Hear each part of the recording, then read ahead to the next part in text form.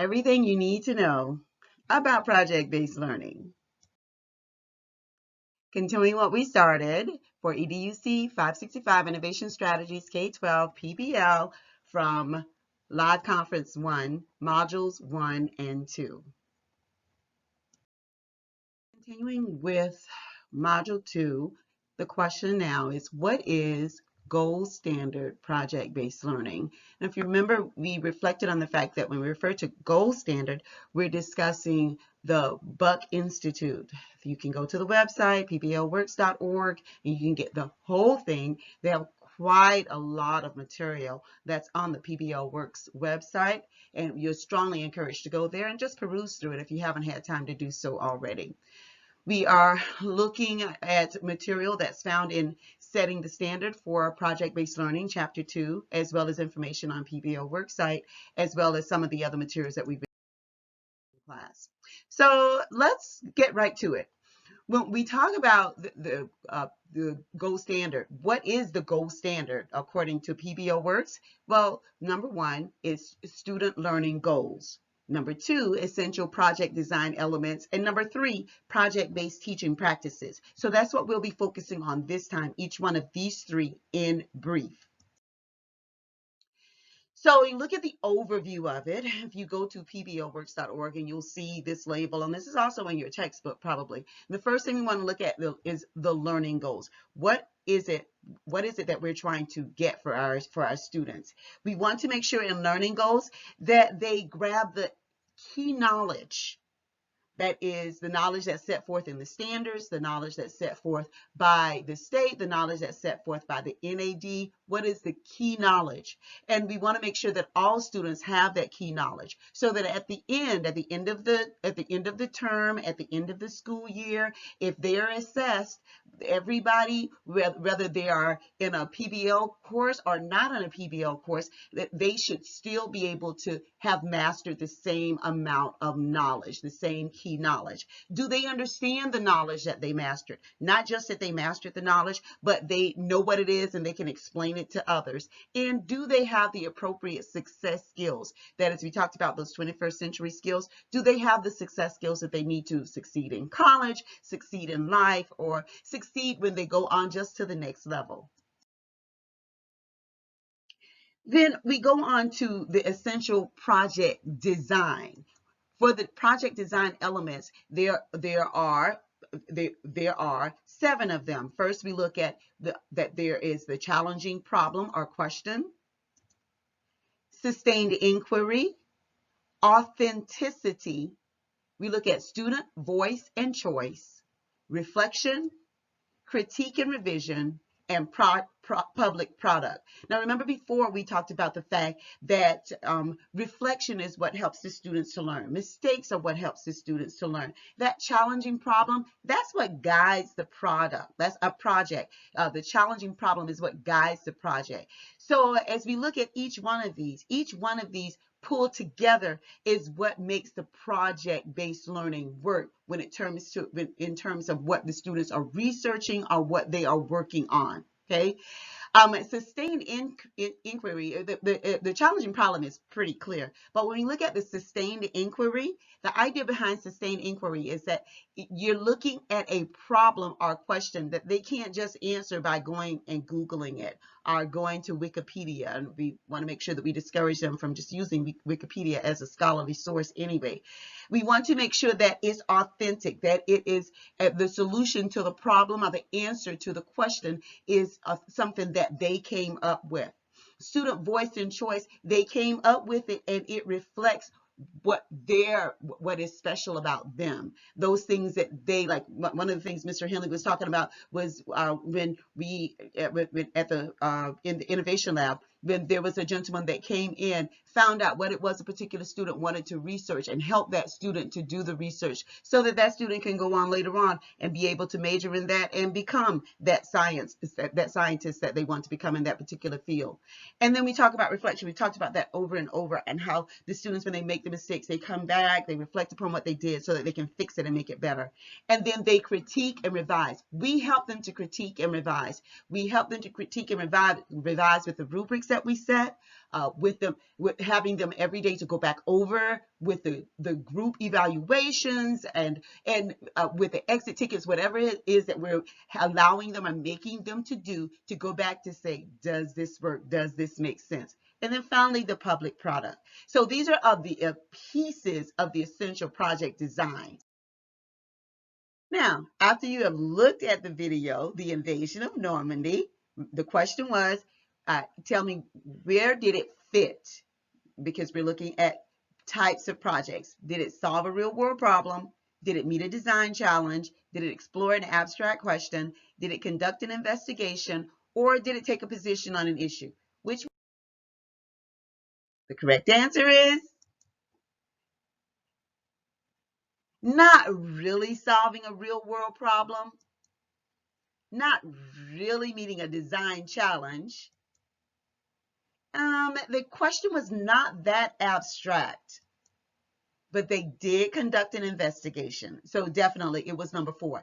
You could put pieces of it in, you could put pieces of some of the others in there, but this project definitely was an investigation, and the investigation was on the invasion of Normandy. Okay, so that's what you want to do as you're putting together your projects. You're putting together your projects for your students, for you're designing your lesson plan. You want it to fit into one of these 5 categories. You want to make sure that as the students are doing it, that they understand what it means to explore an abstract question, what it means to take a position on an issue. That would kind of maybe be a debate or something like that. Okay. So now, having said that, we're still going back to look at the Normandy invasion. If you need to, you can stop the video and you can stop this PowerPoint and go ahead and look at it again.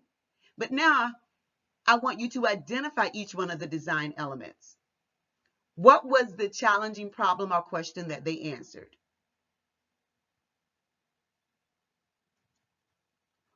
What caused it to be sustained inquiry? So we look at the 2 of those again. So of course the question was, the challenging question or problem that they had to solve was, what must it have been like at the Normandy invasion?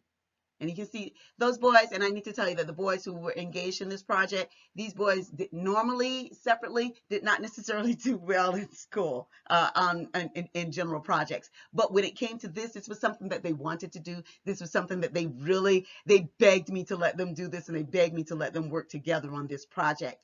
And it was sustained inquiry because they did the research themselves. And it wasn't just something that they did in a day. They did this in class. They did this outside of class. So it fit those first 2 pieces of the design elements. It was authentic because, as you can see, not only did they do the video, not the PowerPoint, but they also went out and they went across campus getting other people involved as they were making it authentic for themselves. Student voice and choice, you could tell their personality coming out in it, in the types of things that they wanted to do. They reflected that on it in class during class time. When we had class time for them to work on it, you could hear them answering the questions because they had rubrics that they had to apply to, and they had checklists that they had to fill out every other day as they were working together and critiquing and revising it, and of course editing it. And their public product was the YouTube video. Okay. And finally, the 3rd piece of the gold standard is teaching practices.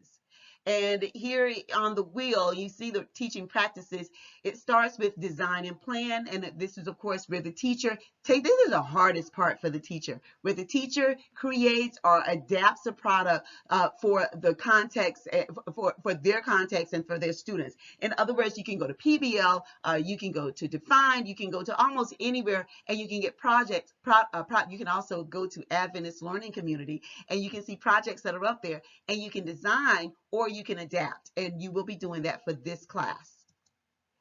And then you make sure that they're aligned to your standards. In most of the projects, I'm trying to think of any that will not, but all of the projects that are on PBL and on Define that we'll be looking at, as well as on Adventist Learning Community, they can go across several grade levels. So if you're teaching 1st and 2nd, you're teaching 3rd and 4th, 5th and 6th, then they can go across the standards for both of those grades.